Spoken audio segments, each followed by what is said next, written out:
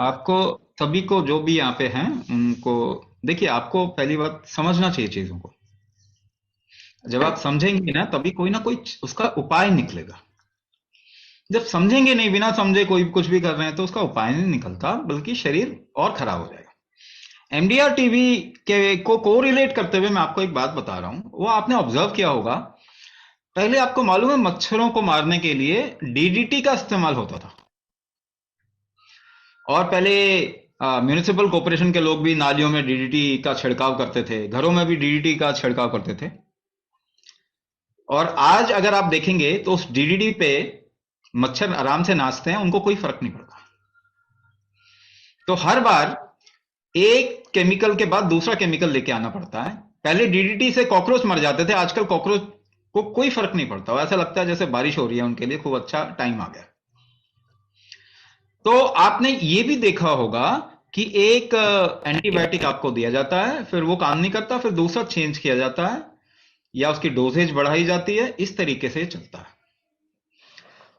तो यूजुअली किसी भी मेडिसिन का रेजिस्टेंस आने में आज के टाइम पे बहुत फास्ट आता है।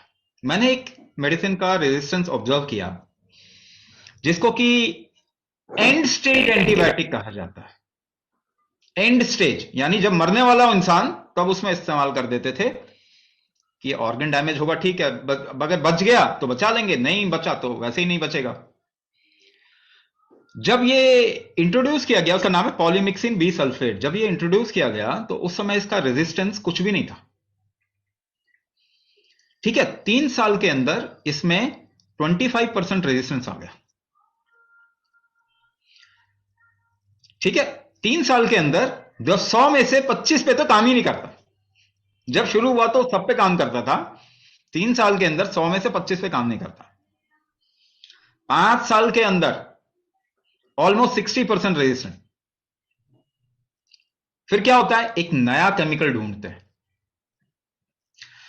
क्यों, ऐसा क्यों होता है? देखिए, ये जीवित जगत है, किसी मरे हुए चीज को हम नहीं मार रहे, हम जीवित जगत के साथ में लड़ रहे हैं। एंटीबायोटिक का मतलब है लड़ाई, एंटीबायोटिक के साथ का मतलब है लड़ाई। और एंटीबायोटिक क्यों निकाला और किसने निकाला? हालांकि एंटीबायोटिक और भी तरीके से होते हैं, मगर हमने किसी नेचुरल एंटीबायोटिक पे काम नहीं किया। पेनिसिलिन पहले होता था, उसकी शुरुआत की, मगर ये लड़ाई, पाश्चात्य मानसिकता, लड़ने की मानसिकता, वो लड़ाके हैं, केवल लड़के ही वो दुनिया को समझते हैं। तो शरीर भी तो लड़ेगा ना, छोड़ देगा क्या? क्या आपको अगर कोई टॉर्चर करे तो आप छोड़ देंगे?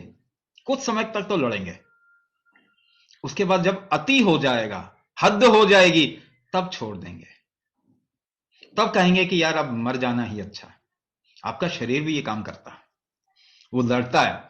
आज अगर आप जिंदा हैं, सांस ले रहे हैं, आपके शरीर को इतना टॉर्चर करने के बाद भी, तो थोड़ा शाबाशी दे दें अपने शरीर को, इसने अभी तक बचा के रखा है आपको। ठीक है, तो ये लड़के कोई जीता जा सकता है क्या? लड़के शरीर को कभी जीता नहीं जा सकता। ये बात आज या कल आपको समझना पड़ेगा। ये कोई तरीका नहीं है मेडिसिन का, कभी ना कभी आपको समझना पड़ेगा कि ये पाश्चात्य मेडिसिन जिस तरीके से करते हैं, इस साइकोलॉजी से निकलना पड़ेगा। अगर लगातार हेल्थ चाहिए तो हमें कुछ ऐसी चीज करनी पड़ेगी जो लगातार आपको हेल्दी रख सके। इसे कहते हैं सनातन, सनातन हेल्थ पे काम करना पड़ेगा, सनातन इकोनॉमी पे काम करना पड़ेगा, सनातन सोशियोलॉजी पे काम करना पड़ेगा। ठीक है ना, यही हमारा भी एक मकसद है कि हम वो तरीके निकालें जिससे कि हेल्थ को बरकरार रखा जाए। केवल बरकरार, आपके जेनेटिक्स को ठीक किया जाए। क्या जेनेटिक्स को ठीक किया जा सकता है? 100% किया जा सकता है। आप पहली बात ना, साइंस और एलोपैथी को जोड़ना छोड़ दीजिए। साइंस का कोई रिलेशन नहीं है एलोपैथी पर, एलोपैथी ने हक जमा रखा है साइंस के ऊपर। दुनिया में सब कुछ साइंस है, एलोपैथी केवल ऐसी चीज है जो साइंस नहीं है, लेकिन उन्होंने अधिकार जमा रखा है साइंस पे। तो साइंस को आप पहले अलग कीजिए, साइंस नहीं है वो। साइंस क्या है, आपका बॉडी कैसे काम करता है, वो साइंस है। तो आपका शरीर जेनेटिक्स को इवॉल्व करता है, जेनेटिक्स को ठीक करता है, जेनेटिक्स को बदलता है, जीन्स की क्वालिटी चेंज होती रहती है। कितना चेंज होता है जेनेटिक्स आपका? 99% आपका जेनेटिक्स चेंज हो जाता है। 99% आपके जेनेटिक्स को बदला जा सकता है। पर कैसे? कैसे? इसके दो तरीके निकलते हैं। एक तरीका जिसपे कि एलोपैथी काम कर रहा है वो है stem cell therapy. Stem cell therapy जो कि और बर्बाद कर देगा ह्यूमैनिटी को। दूसरा तरीका क्या है जिसपे हम काम कर रहे हैं? वो है एपिजेनेटिक ट्रिगर। आप शरीर को जेनेटिक्स को बदलने वाला ट्रिगर दो, उत्तेजना दो। वो क्या है? वही कुंभक है। कुंभक इज एपिजेनेटिक ट्रिगर, और इससे जेनेटिक्स बदल सकते हैं क्योंकि हमारे पास में ऐसे रिजल्ट हैं दुनिया में जो कहीं नहीं होता, वो कुंभक से होता है। न्यूरो रीजनरेशन कुंभक से होता है। Paralysis, drop foot, myasthenia gravis, frozen shoulder और पता नहीं कितनी सारी प्रॉब्लम्स जिसको ऑटोइम्यून डिसऑर्डर का टैग किया गया, ये सारी ठीक हुई है हमारे यहां पे, ठीक होती हैं। दुनिया में आप दवाई से डायबिटीज ठीक होते हुए नहीं देखते, हमारे यहां होता है। डायबिटीज ठीक हो जाता है, थायराइड ठीक हो जाता है, इवन कैंसर तक में हमने देखा है कि रिकवरी, कैंसर का रिवर्सल होता है। तो हम ऐसे प्रोग्राम्स रन करते हैं और उसमें हमारे पास में रिजल्ट है। एएमएच काउंट कहीं नहीं बढ़ता दुनिया में, कहीं भी जाके देख लीजिए। हम लोग गर्भाधान प्रोग्राम, प्रेगनेंसी का प्रोग्राम भी करते हैं। एएमएच काउंट दुनिया में कहीं नहीं बढ़ता, हमारे प्रोग्राम में बढ़ता है एएमएच काउंट। सारे रिपोर्ट्स हैं कि एएमएच काउंट तो एलोपैथी की नजर में बढ़ता ही नहीं है। हमारे यहां आके देखते हैं, एक एक महीने में एएमएच काउंट इतना अच्छा बढ़ जाता है। बिना दवाई के लोग प्रेग्नेंट हो रहे हैं, बिना दवाई के बीमारी से ठीक हो रहे हैं। तो हम क्या कर रहे हैं? आपके जेनेटिक्स को ही तो ठीक कर रहे हैं। तो वापस से कहूंगा, आप लोग भारतीय हैं, आप लोग समझदार हैं। प्रॉब्लम ये हो गया कि आपको कुछ और पढ़ा दिया गया, तो आपको अपने दिमाग को खोलना पड़ेगा। आपके पूर्वज जो थे उन्होंने साइंस क्रिएट किया है, उन्होंने मैथमेटिक्स क्रिएट किया।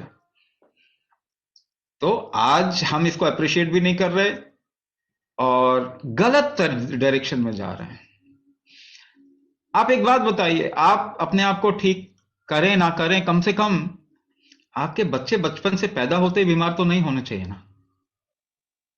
कम से कम उनके बारे में तो ख्याल करो, क्योंकि हमने ये दुनिया अपने बच्चों से उधार लिया हुआ है, मालूम है आपको। तो ऐसी सिचुएशन ना क्रिएट कर दें कि हमारे बेबीज जेनेटिकली वीक पैदा हों। इसके लिए आपको सबसे पहले अपने शरीर पे काम करना पड़ेगा। अपने शरीर की शक्तियों को, ऑर्गन स्ट्रेंथ, ऑर्गन फंक्शन को आपको दोबारा स्थापित करना पड़ेगा। एक्सरसाइज भी अगर करना चाहते हैं ना, तो आपका हार्ट स्ट्रांग होना चाहिए। नहीं तो पता है, एक्सरसाइज करेंगे तो हार्ट अटैक आ जाएगा। यही हो रहा है ना। मैंने 19 साल के बच्चे को देखा हार्ट अटैक आते हुए, यंग एज में हार्ट अटैक आ रहे हैं। तो हार्ट को मजबूत कर लीजिए अगर आपको एक्सरसाइज भी करना है तो। और वो कुंभक से होता, वो आपका शरीर का तरीका ही है कि वो ऐसे करता है, कुंभक से ही करता है। सो अपने शरीर को ठीक करें, अपनी लाइफ को अच्छी करें, तभी आप इंश्योर करेंगे कि आगे वाली जनरेशन की लाइफ अच्छी होगी। So everybody must be responsible for their body.